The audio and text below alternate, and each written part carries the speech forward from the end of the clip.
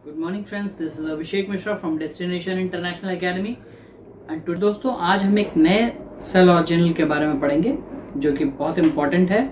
इसे हम बोलते हैं प्लाज्मा मेम्ब्रेन, जिसे हम गार्ड ऑफ सेल भी कहते हैं या गेट कीपर ऑफ सेल भी कहते हैं। ये सेलेक्टिवली परमिएबल होती है। सेलेक्टिवली परमिएबल का मतलब कुछ चीज़ों को तो ये अंदर आने देती है और कुछ चीज़ों को अंदर नहीं आने देती है। आइए जानते हैं कि सेल मेम्ब्रेन क्या है। और सबसे पहले एक माइलस्टोन्स देखते हैं, milestones in the discovery of plasma membrane. So let's start. सबसे पहले सी नेजेली और सी क्रैमर का नाम आता है। 1885 में इन्होंने सेल मेम्ब्रेन नाम दिया था प्लाज्मा मेम्ब्रेन को। फिर 1895 में अर्नेस्ट ओवर्टन ने सबसे पहले स्टडी किया था स्ट्रक्चर और स्ट्रक्चर दिया था प्लाज्मा मेम्ब्रेन का। 1859 में जेडी रॉबर्टसन ने एक मॉडल दिया था जिसे हम यूनिट मेम्ब्रेन मॉडल कहते हैं, जो कि बहुत एक इम्पॉर्टेंट मॉडल है। अभी हम लोग इसको डिटेल में पढ़ने वाले हैं। और S Jonathan Singer and Garth Nicolson, ये नाम है उन साइंटिस्ट का जिन्होंने सबसे मान्य जो मॉडल था वो दिया था, जिसे हम फ्लूइड मोज़ेक मॉडल कहते हैं। इसके अंतर्गत जो फ्लूइड मोज़ेक मॉडल है उसे central dogma of membrane biology भी कहा जाता है। ये 1935 में सबसे पहले डैनियल और डॉसन ने एक मॉडल दिया था जिसे हम sandwich model of plasma membrane कहते हैं। तो इन्होंने कहा था जो प्लाज्मा मेम्ब्रेन है ये दो लेयर से बनी होती है। एक प्रोटीन की लेयर, दो प्रोटीन की एक अपर लेयर होती है, एक इनर लेयर होती है, आउटर लेयर और इनर लेयर, और इसके बीच में एक लिपिड बाइलेयर होती है। तो लिपिड की बाइलेयर है और दोनों तरफ से हमारा प्रोटीन का लेयर होता है। ऐसा इन्होंने बताया था कि सैंडविच मॉडल में होता है कि lipid bilayer is sandwiched between both the layers of protein, जैसा कि आपको यहाँ पिक्चर में दिख रहा है।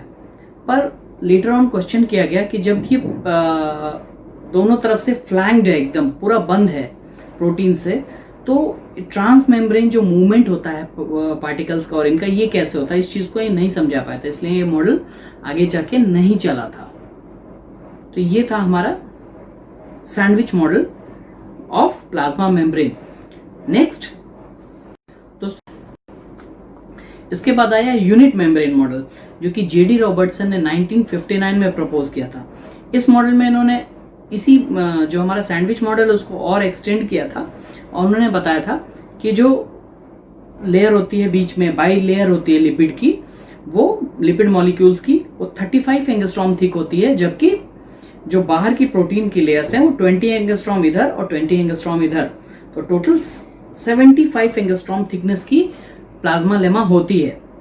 ये इन्होंने बताया था। और इन्होंने ये भी बताया था कि जो भी सेल ऑर्गेनल पाए जाते हैं उसके बाहर भी जो मेम्ब्रेन्स होती हैं वो भी प्लाज्मा लेमा जैसी ही होती हैं, इसलिए इन्होंने इसको यूनिट मेम्ब्रेन नाम दिया था, और इसीलिए इस मॉडल को यूनिट मेम्ब्रेन मॉडल भी कहते हैं।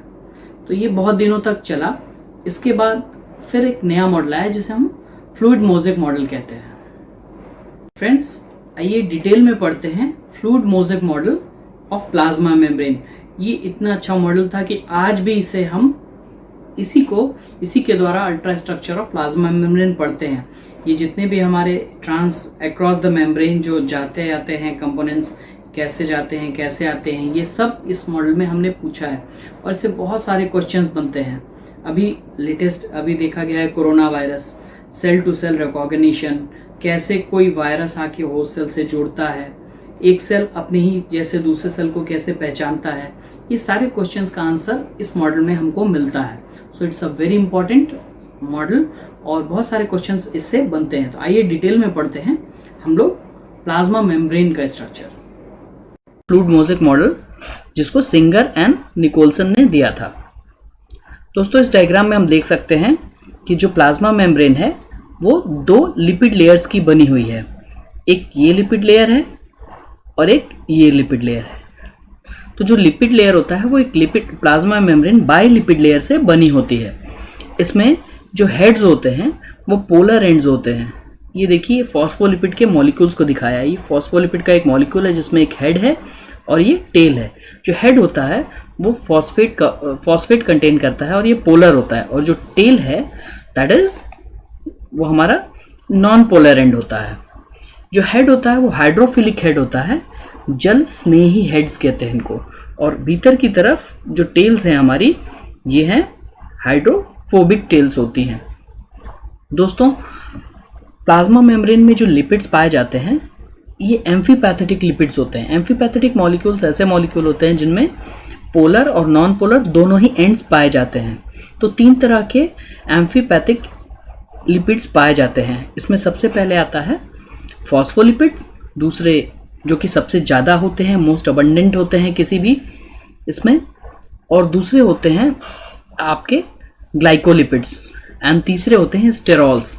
सबसे कम मात्रा में ग्लाइकोलिपिड्स पाए जाते हैं जो यहाँ ग्रीन कलर से हमने शो किया हुआ है, और सबसे अबंडेंट हमारे फॉस्फोलिपिड होते हैं जो पूरा ये ऑरेंज ऑरेंज यहाँ शो हो रहा है। फैटी एसिड जो होते हैं वो सैचुरेटेड भी हो सकते हैं और अनसैचुरेटेड भी हो सकते हैं।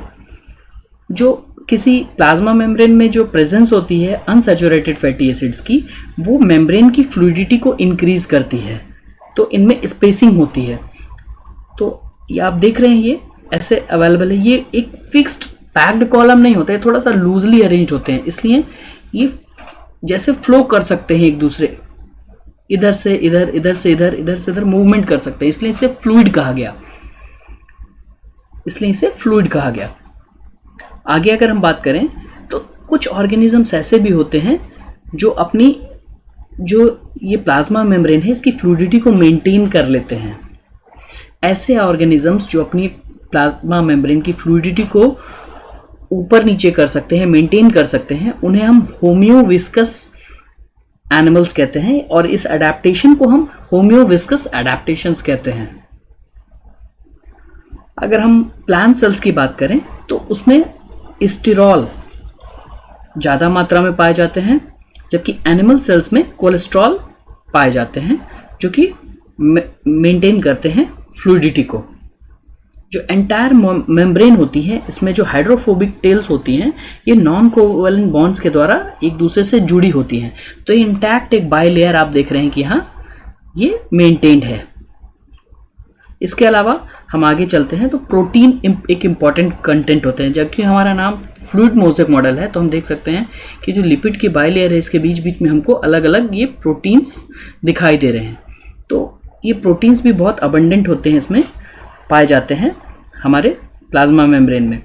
तो ये प्रोटीन जो होते हैं दो तरह के होते हैं बेसिकली।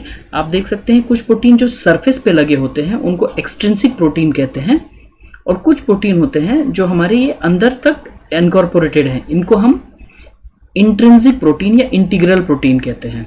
यहाँ पर आपने ये देखा पेरिफेरल प्रोटीन जो लिखा हुआ है ये एक्सट्रिंसिक प्रोटीन है।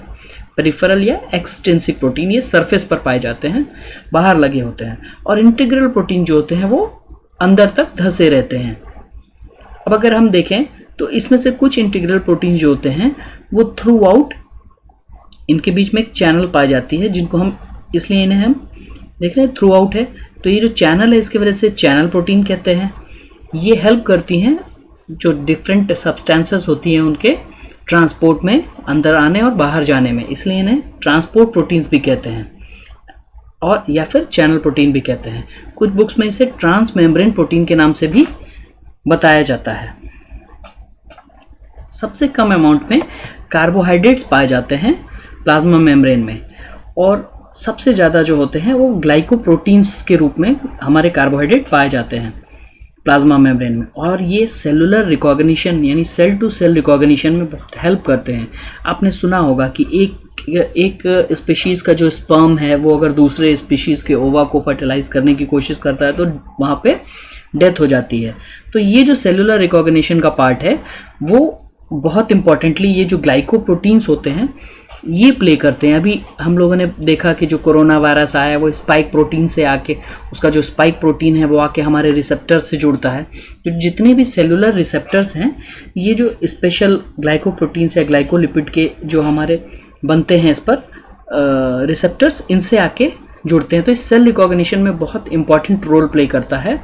जो कार्बोहाइड्रेट्स होते तो बहुत कम है, but they play a very important role.